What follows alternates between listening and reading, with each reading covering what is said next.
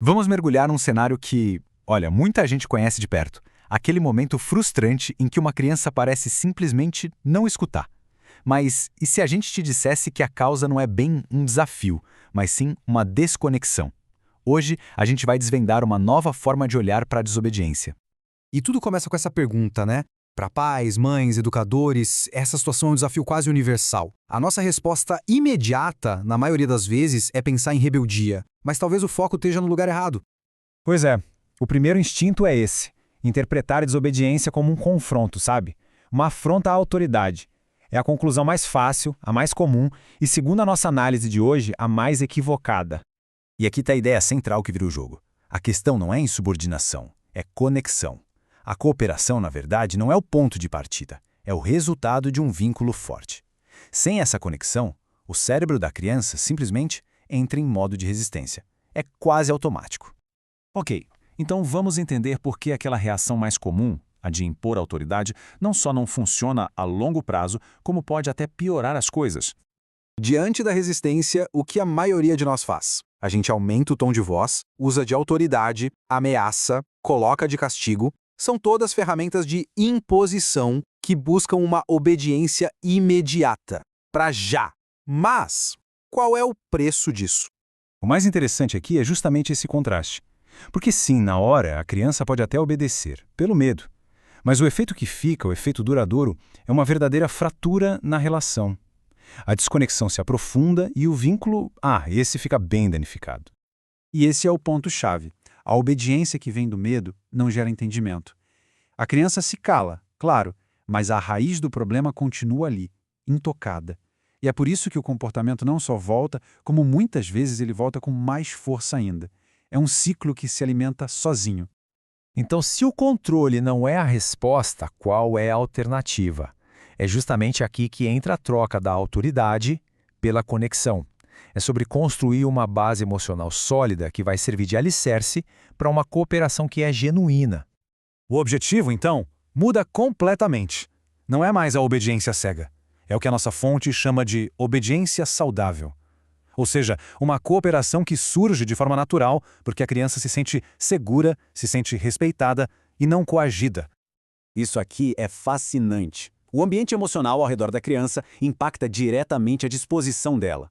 Um clima de tensão, de briga, ativa o modo de defesa, de resistência. Já um ambiente de conexão, de segurança, faz o exato oposto. Abre o cérebro para ouvir e aí sim para cooperar. E essa frase resume tudo. Muitas vezes, aquele comportamento desafiador não é sobre a criança em si, mas é uma reação direta ao que ela está sentindo no ambiente. A tensão, a irritação dos adultos à sua volta. Certo. Agora vamos para a parte prática. Como que a gente faz no dia a dia para reconstruir essa ponte e fortalecer esse vínculo? Esse exemplo é simplesmente perfeito. Percebe? Antes de dar o comando, que é hora do banho, vem o reconhecimento do sentimento. Eu sei que você queria brincar mais. Essa validação, por mais simples que pareça, desarma a resistência. Ela mostra para a criança que ela foi vista, que ela foi compreendida. E aqui está um guia bem prático. Primeiro, o contato físico, olhar nos olhos, se abaixar para falar na altura da criança. Isso diminui a intimidação. Depois, a lógica, explicar o motivo. A cooperação aumenta muito quando se entende o porquê. E o mais importante de todos, a emoção. Validar o que a criança está sentindo antes de dar a ordem. E claro, tudo isso com instruções curtas, diretas, sem aqueles sermões longos. Essa é uma forma muito poderosa de ressignificar as coisas. Em vez de enxergar a desobediência que não para como um ataque, a gente pode começar a entender como um sinal, um pedido de mais proximidade, de mais conexão. E essa tabela aqui é brilhante, ela ajuda a traduzir o que está por trás das palavras. O eu não quero pode ser, na verdade, um olhe para mim e me dê atenção. O não vou fazer pode ser um grito de me ajude a entender o que eu estou sentindo. A desobediência é a linguagem, a conexão é a necessidade real. E as consequências de cada caminho são profundas, são para a vida toda. A obediência que vem do medo tende a gerar adultos mais inseguros, mais reativos.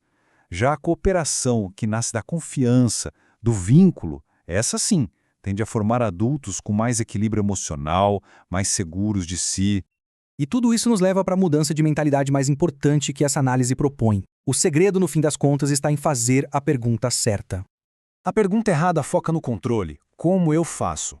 A pergunta certa foca no relacionamento. Como eu posso me conectar? Essa mudança de fazer obedecer para inspirar a cooperação é o que transforma toda a dinâmica da relação. E para fechar, essa frase, simples, mas muito poderosa. Se a cooperação não está acontecendo, a solução não vai estar em mais autoridade nem em mais punição. A resposta invariavelmente vai estar em fortalecer o vínculo. É ali que mora o verdadeiro alicerce para uma relação de respeito e de colaboração mútua.